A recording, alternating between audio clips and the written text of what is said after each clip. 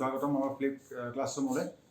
আমি যেনে চাই আছিলোঁ দশম শ্ৰেণীৰ বিজ্ঞান বিষয়ৰ যিটো সপ্তম পাঠ নিয়ন্ত্ৰণ আৰু সমন্বয়, তাৰে আজি আমি চাব লৈছোঁ তৃতীয় খণ্ড, যিটো হৈছে ইয়াত উদ্ভিদৰ সমন্বয়।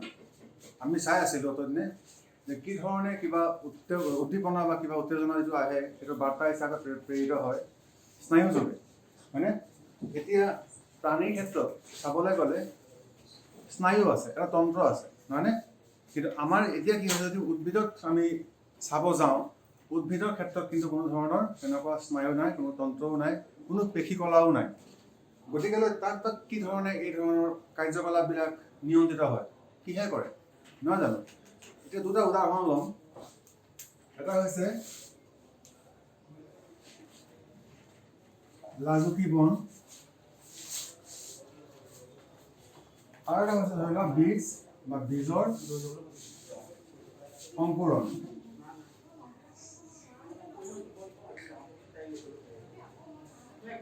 লাজুকী বন আৰু বীজৰ অংকুৰণ। লাজুকী বনৰ ক্ষেত্ৰত কি হয়, নিশ্চয় এইটো তোমালোকে চিনি পোৱা। যেতিয়া পাতবিলাক বা কোনোবা এটা অংশ, সেই উদ্ভিদৰ কোনোবা এটা অংশ যদি স্পৰ্শ কৰা যায়, তেতিয়াহ'লে তাৰ সেই পাতবিলাক কোচ খাই আহিব, নহয়নে? কিন্তু ইয়াৰ ক্ষেত্ৰত সেইটো এটা চলন হয়, নহয় জানো? এইটো এটা চলন। বীজৰ অংকুৰণ হৈ পেলাই যিটো মাটি পাতি ওলাই গজালি, সেইটো এটা চলনেই হয়। কিন্তু ইয়াত ক'বলৈ গ'লে এইটো যিটো চলন ইয়াত ওলাই পৰিছে, পৰিলক্ষিত হৈছে, সেইটো বৃদ্ধিৰ লগত জড়িত হৈ আছে।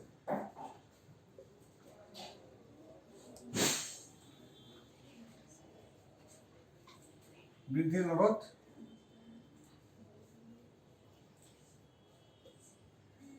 জড়িত। তাৰমানে এই ক্ষেত্ৰত কি হৈছে, যেতিয়া বীজৰ অংকুৰণ ঘটে, কাণ্ডডাল সদায় মাটিৰ ওপৰলৈ আহে আৰু শিপা মাটিৰ তললৈ যায়। সেই ধৰণেই গছবিলাক ডাঙৰ দীঘল হয়, ওখ হয়। লাজুকী বনৰ ক্ষেত্ৰত এই ধৰণৰ চলন যিটো হয়, সেইটো সদায় মন কৰিব, তাত বৃদ্ধিৰ লগত জড়িত নহয়। কিয়নো ইয়াক তাৰমানে কিবা এটা সংযোগ পথ থাকিব লাগিব। তাৰমানে আমি স্পৰ্শ কৰোঁ এঠাইত, কোচ খাই গোটেই গছজোপা যেন একদম মৰহি যোৱাৰ হৈ যায়, নহয়নে? তাৰমানে কিবা এটা নিশ্চয় সংযোগী পথ থাকিব লাগিব। কিন্তু বীজৰ যিটো অংকুৰণ আমাৰ ইয়াত মই ক'লোঁ, ইয়াত কি হৈছে, ইয়াত তাৰ বৃদ্ধি বা বিকাশৰ লগত জড়িত হৈ আছে এই ধৰণৰ চলনটো। তাৰমানে এটা বস্তু ওলাই পৰিল যে উদ্ভিদৰ যিটো চলন দেখুৱায় দুই ধৰণৰ হয়। এটা হৈছে বৃদ্ধিৰ লগত জড়িত আৰু এটা হৈছে স্বতন্ত্ৰ চলন। তাৰমানে এই ক্ষেত্ৰত কোনো ধৰণৰ বৃদ্ধি বা বিকাশৰ লগত জড়িত নহয়। এতিয়া যিটো উদ্দীপন আহে তাৰ প্ৰতি কিমান বেগেৰে সঁহাৰি জনায়, আমি তাকে চাম। লাজুকী বনৰ কথা যদি আমি কওঁ, স্পৰ্শৰ বাবে ই সঁহাৰি দিয়ে, নহয়নে? স্পৰ্শ নকৰিলে ই ধুনীয়াকৈ মেল খাই থাকিব। কোনো স্নায়ু নাই, কোনো পেশীও নাই তাত। তেনেকৈ যে সঁহাৰিটো জনায়, কি ভাগে, কিয় জনায়, কিহে নিয়ন্ত্ৰণ কৰে এইটো বস্তু, আমি তাকে চাব ওলাইছোঁ এতিয়া। তাৰমানে যিটো অংশত এতিয়া আমি যিটো এইমাত্ৰ কৈ থৈ গৈছোঁ, লাজুকী বনৰ ক্ষেত্ৰত কৈছোঁ, গছ এজোপাৰ কোনোবা এটা অংশত বা কোনোবা এটা ঠাইত যদি স্পৰ্শ কৰা যায়, তেতিয়াহ'লে গতি কৰা স্থানটো বেলেগ হয়। তাত উদ্দীপনটো পোৱা মাত্ৰকে গোটেই গছজোপা আহি পেলাই তাত মৰি যোৱা লিখীয়া হৈ যায়, কোচ খাই আহে পাতবিলাক। সেইটো কি ধৰণে হয় সেইটোও কম মই। এতিয়া ইয়াত যিটো ক'বলগীয়া হৈছে, তাৰমানে মই এতিয়া কৈ থৈ গৈছিলোঁ যে স্পৰ্শ কৰা যিটো স্থান আৰু যিটো চলন দেখুৱালে সেইটো স্থান, এই দুটাৰ মাজত কিবা এটা সংযোগ থাকিব লাগিব। ইয়াতো এতিয়া যিভাগে আমি চাই আছিলোঁ আমাৰ আগৰ খণ্ডত, যে প্ৰাণীৰ ক্ষেত্ৰত স্নায়ুৰ যোগেদি যিভাগে বাৰ্তাবিলাক প্ৰেৰণ হয়, তাত বৈদ্যুতিক ৰাসায়নিক এটা মাধ্যমৰ যোগেদি হয়, নহয়নে? যিটো আমি স্নায়ুত চাইছিলোঁ, আমি আলোচনা কৰিছিলোঁ এইটোৰ ওপৰত।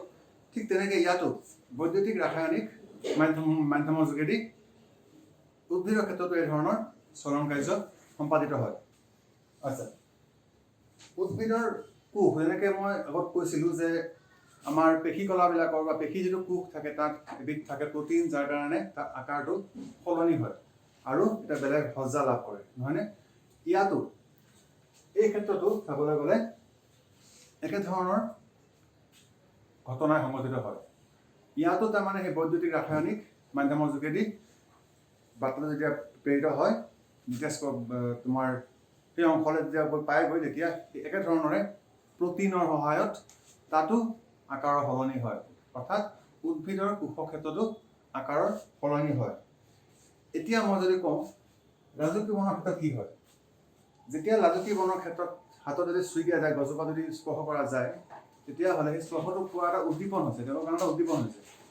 সেইটো যেতিয়া স্পৰ্শ হৈ যায়, হোৱা মাত্ৰকে তাত এই বৈদ্যুতিক ৰাসায়নিক এটা মাধ্যমৰ যোগেদি সেই বাৰ্তাটো যেতিয়া প্ৰাপ্ত হয়, হোৱাৰ ঠিক পাছতেই তাৰ যিটো কোষত তাত থাকে পানীৰ পৰিমাণ, স্পৰ্শ কৰা মাত্ৰকেই এই প্ৰটিনৰ যোগেদি বাৰ্তাটো পাই যায়, তাৰ পৰা পানীখিনি আঁতৰি গৈ গোটেই ঠাইবিলাকলৈ গুচি যায়। সেইটো সময়ত এই পানীখিনি থকাৰ কাৰণে গছজোপাৰ এই পাতবিলাক মেল খাই আছিলে। স্পৰ্শ কৰাৰ পাছত সেই পাতবিলাকৰ পানীখিনি আঁতৰি গ'ল, খোজ খাই আহিলে। ঠিক অলপ পাছতে পুনৰ এই পানীখিনি আকৌ পাতলৈ যাব, পাতখিনি আকৌ মেল খাই যাব। এই ধৰণেই উদ্দীপনৰ ওপৰত সঁহাৰি জনায় এই লাজুকী বনে। আচ্ছা, এতিয়া আমি অলপ আলোচনা কৰিম এটা বেলেগ এটা বিষয়, যিটো বিষয় বুলি নকওঁ, এটা বেলেগ এটা ধৰি লোৱা টপিক বুলিয়ে কৈছোঁ, যিটো হৈছে তোমাৰ বৃদ্ধিৰ বাবে হোৱা চলন।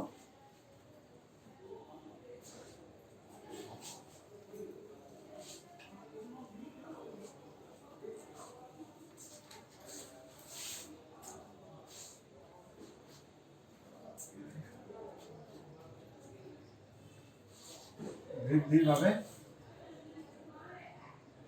হোৱা চলন। এতিয়া আমি ইয়াত চাম কিছুমান উদ্ভিদ, যেনেকৈ আমাৰ লাও কোৱা, ৰঙালাও কোৱা, জাতিলাও কোৱা বা মটৰ মাহৰ গছকে কোৱা, দেখা পোৱা যায় যে এইটো বগাই যায়, হয়নে? এটা কোনোবা এটা বস্তুৰ ওপৰত ভৰ দি পেলাই বা ভেজা দি পেলাই আগবাঢ়ি যায়, ওখ হয়। ধৰি লোৱা এটা আধাৰ আছে, এতিয়া গছজোপা গৈছে, এইভাগে যেতিয়া বস্তুটো ওপৰলৈ গৈ আছে এনেকৈ, এইটো এটা আধাৰ হয়। এই আধাৰ যদি স্পৰ্শ কৰিলে, এই গছজোপাৰ এটা অংশই আধাৰ স্পৰ্শ কৰিলে, আধাৰ স্পৰ্শ কৰা মাত্ৰকে ইয়াৰ পৰা ওলাই আকৰ্ষণ।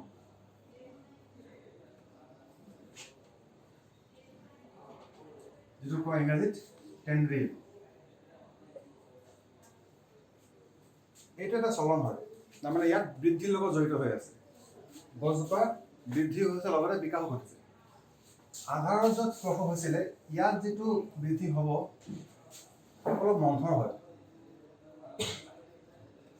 খুব লাহে লাহে সেই জেগাটোত বৃদ্ধি হ'ব বা বিকাশ হ'ব। কিন্তু যিটো অংশ আধাৰত স্পৰ্শ নহ'ল বা হোৱা নাই, তাত কিন্তু অলপ ক্ষীপ্ৰ হ'ব, অলপ সোনকালে হ'ব তাৰ যিটো বৃদ্ধিটো। আচ্ছা, ইয়াৰ ফলত চোৱা, এই যিটো ওলালে আকৰ্ষণটোৱে কি কৰিছে, সেই আধাৰটোত এনেকৈ মেলি পেলাই বান্ধি দিছে, যেন কিবা সূতাৰ লিখাকে পাক খাই পেলাই তাৰ ওপৰত ভেজা দি পেলাই বাকী সিচুৱা আগবাঢ়ি যায়। প্ৰায়বিলাক উদ্ভিদে কোনো এটা নিৰ্দিষ্ট গতিৰে বা গতিৰ দিশতে ধীৰে ধীৰে উত্তেজনাৰ প্ৰতি সঁহাৰি জনায়। অৰ্থাৎ ক'বলৈ গ'লে কি, প্ৰায়বিলাক উদ্ভিদে যিটো গতি কৰিছে মানে সেইটো গতি মানে আমি জানো গছে বা উদ্ভিদে কেতিয়াও নিজৰ স্থান সলনি নকৰে, স্থানান্তৰ নহয়। তাহাঁতৰ যিটো চলন হয়, চলনৰ মাধ্যমে আমি দেখা পাওঁ যে কি ধৰণে বৃদ্ধি বা বিকাশ হৈছে বা ওখ হৈছে বা ডাঙৰ দীঘল হৈছে। আচ্ছা, বৃদ্ধি আৰু বিকাশ হৈ থকা উদ্ভিদৰ চলনৰ দিশ পৰিৱেশৰ কিছুমান কাৰকৰ ওপৰত নিৰ্ভৰ কৰিব। এতিয়া আমি চাম কাৰকবিলাক কি হয়, কোনবিলাক কাৰকৰ ওপৰত নিৰ্ভৰ কৰিব, পৰিৱেশৰ এনেকুৱা কি কাৰক আছে যিবিলাকৰ ওপৰত নিৰ্ভৰ কৰি পেলাই গছজোপা বা উদ্ভিদৰ বৃদ্ধি বা বিকাশ ঘটে। এতিয়া উদ্ভিদৰ যিটো বিকাশ হৈছে বা বৃদ্ধি হৈছে, কোন দিশত হ'ব, যিটো তাৰ পৰা আহিব উদ্দীপন যিটো আহিব, সেই উদ্দীপনৰ কেতিয়াবা দিশত হয়, কেতিয়াবা দিশৰ বিপৰীতে হয়। আমি সেইবোৰ আলোচনা কৰিম এতিয়া। 1 নম্বৰটো ধৰি লৈছোঁ পোহৰ। প্ৰথম কাৰকটো হৈছে পোহৰ। এইবিলাক কাৰক হয় এটা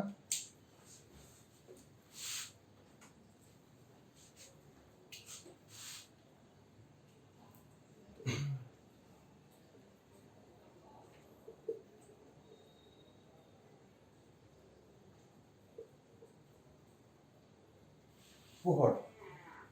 এতিয়া যদি মই এটা চিত্ৰ ইয়াত আঁকিম, তাত চাব পাৰিবা কি ধৰণে মই এইটো কথা ক'ব লৈছোঁ পোহৰৰ ওপৰত কি ধৰণে নিৰ্ভৰ কৰি আছে। ধৰি লোৱা এইটো মাটি হয়, তলত এইটো শিপা গৈছে, ওপৰলৈ কাণ্ড ওলাই গৈছে, এজোপা উদ্ভিদলৈ ৰূপান্তৰ হৈছে।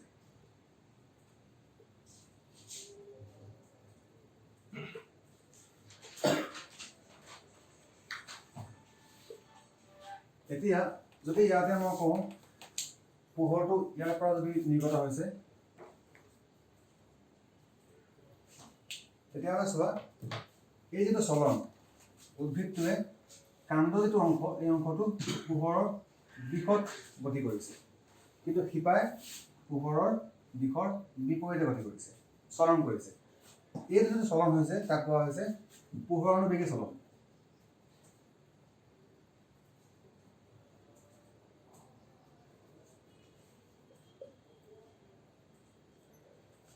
পোহৰানুবেগী চলন, ইংৰাজীত কোৱা হ'ব ফটোট্ৰপিক মুভমেণ্ট। ঠিক তেনেকুৱা আৰু এটা আছে কাৰক, যিটো কোৱা হৈছে মধ্যাকৰ্ষণ।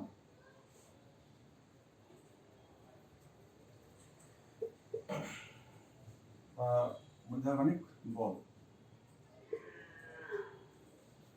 ইয়াৰ কথা আহিব ভূকেন্দ্ৰৰ ফালে। কেতিয়াবা ভূকেন্দ্ৰৰ ফালে তাক চলন কৰিব বা ভূকেন্দ্ৰৰ বিপৰীতে। আমি জানো ভূকেন্দ্ৰৰ যিটো আমাৰ যিটো বল কোৱা হৈছে মধ্যাকৰ্ষণীয় বল, যিটো তলফালে টানি ৰাখে, নহয়নে? যদি এতিয়া এইটো যিটো উদ্ভিদ মই আঁকিছিলোঁ, ইয়াতে চাওঁ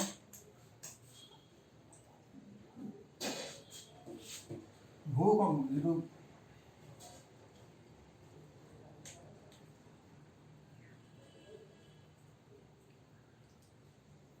ভূকেন্দ্ৰবিহীন চলন,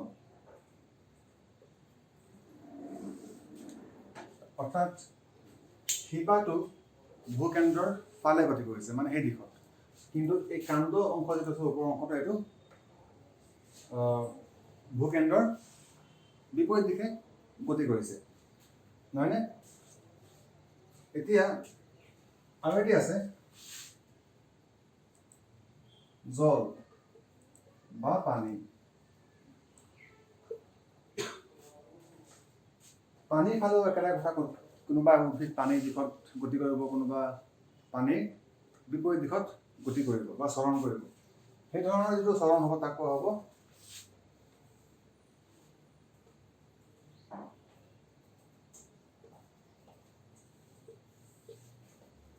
জলনবেগী চলন।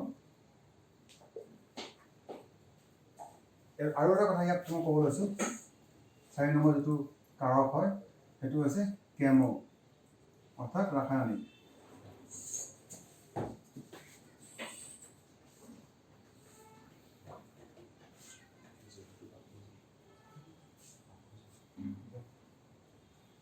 ৰাসায়নিক বা ৰস, ইংৰাজীত কোৱা হ'ব কেম'। এই ধৰণৰ যিটো চলন তাক কোৱা হ'ব ৰাসায়নিকবেগী চলন।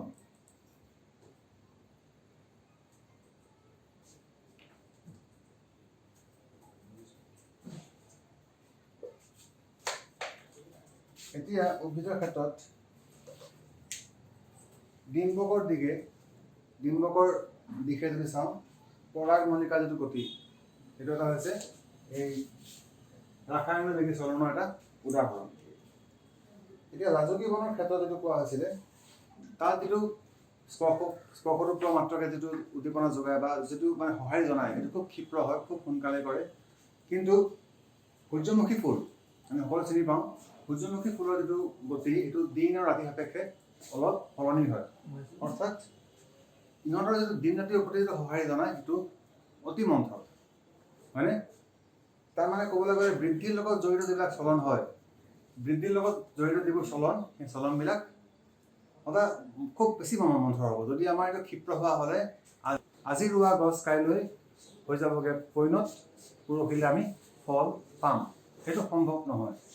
আচ্ছা, এতিয়া চোৱা, আমাৰ শৰীৰত, প্ৰাণী শৰীৰৰ ক্ষেত্ৰত যদি চাওঁ, তাত কি হয়, বৃদ্ধি আৰু বিকাশৰ যিটো দিশ সেইটো নিয়ন্ত্ৰণ খুব ধুনীয়াকৈ কৰি ৰাখে। কিয়নো তাত কেতিয়াবা তাৰ যিটো গতি সেইটো কেতিয়াবা ক্ষিপ্ৰ হ'ব পাৰে, কেতিয়াবা মন্থৰ হ'ব পাৰে। এতিয়া আমাৰ আৰু কি, প্ৰত্যেকটো অংগৰ কোনোবা এটা দিশতহে গতি কৰে। ক্ষিপ্ৰ হ'লে, আজি বোলে ধৰি লোৱা, মই মোকে লোৱা এটা উদাহৰণ হিচাপে, ধৰি লোৱা বোলে এইফালে বোলে মোৰ গতিটো অকণমান মন্থৰ হৈছে, কিন্তু এইফালে ক্ষিপ্ৰ হৈছে, সেইটো হ'লে মোৰ কি হ'ব, সোঁ হাতখন মোৰ তাত পাবগৈ আৰু বাওঁ হাতখন মোৰ ইয়াত থাকি যাব, নহয়নে? সেইটো কেতিয়াও নহয়। তাৰমানে কোনোবা দিশত এটা নিয়ন্ত্ৰিত অৱস্থাত গতি কৰে। সেয়েহে নিয়ন্ত্ৰিত যিটো চলনবিলাক ক্ষিপ্ৰ হ'ব পাৰে বা মন্থৰ হ'ব পাৰে। যদিহে উদ্দীপকৰ প্ৰতি সঁহাৰি ক্ষিপ্ৰ হয়, তেতিয়া সিহঁতৰ তথ্য স্থানান্তৰ যিটো ব্যৱস্থা সেইটো হ'ব লাগিব খৰতকীয়া। গতিকে সেই ক্ষিপ্ৰ যদি হ'বলৈ হয়, তাৰমানে সেই বাৰ্তাটো যে প্ৰেৰিত হ'ব বা প্ৰেৰণ হ'ব, সেইটো অতি ক্ষিপ্ৰ হ'ব লাগিব। তেনে অৱস্থাত সেই ধৰণৰ বাৰ্তা প্ৰেৰণৰ ক্ষেত্ৰত যদি আমি বিবেচনা কৰি চাওঁ, তেতিয়াহ'লে বিদ্যুৎ প্ৰেৰণাই উত্তম, নহয়নে? বিদ্যুৎ প্ৰেৰণাটো হ'ব উত্তম, কাৰণ বিদ্যুতে বহুত ক্ষিপ্ৰ গতি কৰে।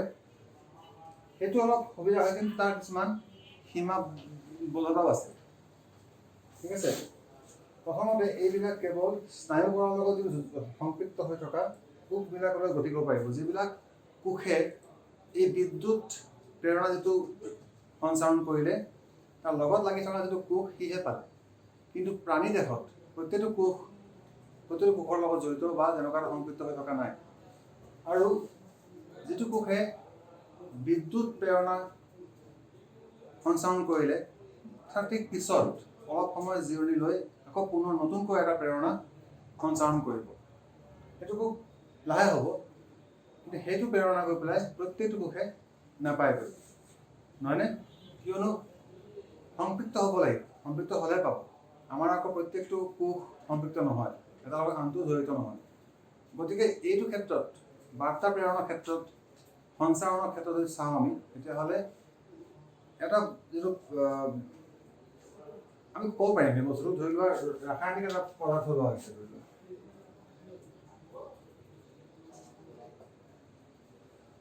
ৰাসায়নিক পদাৰ্থ। এই ৰাসায়নিক যিটো পদাৰ্থ সেইটো সংযোগ কৰিব, ধৰি লোৱা কোনোবা এটা কোষে ৰাসায়নিক এটা পদাৰ্থ নিৰ্গত কৰিলে, তেতিয়াহ'লে আনটো কোষলৈ এই ব্যাপন প্ৰক্ৰিয়াৰে সঞ্চাৰিত হ'ব পাৰে। অকণমান মন্থৰ হ'লেও, এই যিটো গতি অলপ মন্থৰ হ'লেও প্ৰত্যেকটো কোষে এই ধৰণৰ বাৰ্তাটো পাবলৈ সক্ষম হ'ব। এতিয়া এটা কোষৰ পৰা যেতিয়া এই ৰাসায়নিক পদাৰ্থ নিৰ্গত হোৱাৰ পাছত যেতিয়া ব্যাপন প্ৰক্ৰিয়াৰে আনটো কোষত গৈ পালেগৈ, যেতিয়া বিশেষ অণুৰে এই যিটো বাৰ্তা আহিছে, এই বাৰ্তাটোক বুজি ল'ব, জানি ল'ব, তাৰপিছত তেনেকুৱা এটা বাৰ্তা এই কোষেও সঞ্চাৰণ কৰিব। একেধৰণে এই ধৰণৰ ৰাসায়নিক পদাৰ্থবিলাক সঞ্চাৰিত হয় আৰু প্ৰত্যেকটো কোষেই তাক উপলব্ধ কৰে বা পায়। এই যিটো ৰাসায়নিক যিটো কোৱা হৈছে পদাৰ্থ, সেইটোৱে হৈছে সঞ্জীৱনী পদাৰ্থ বা হৰম'ন।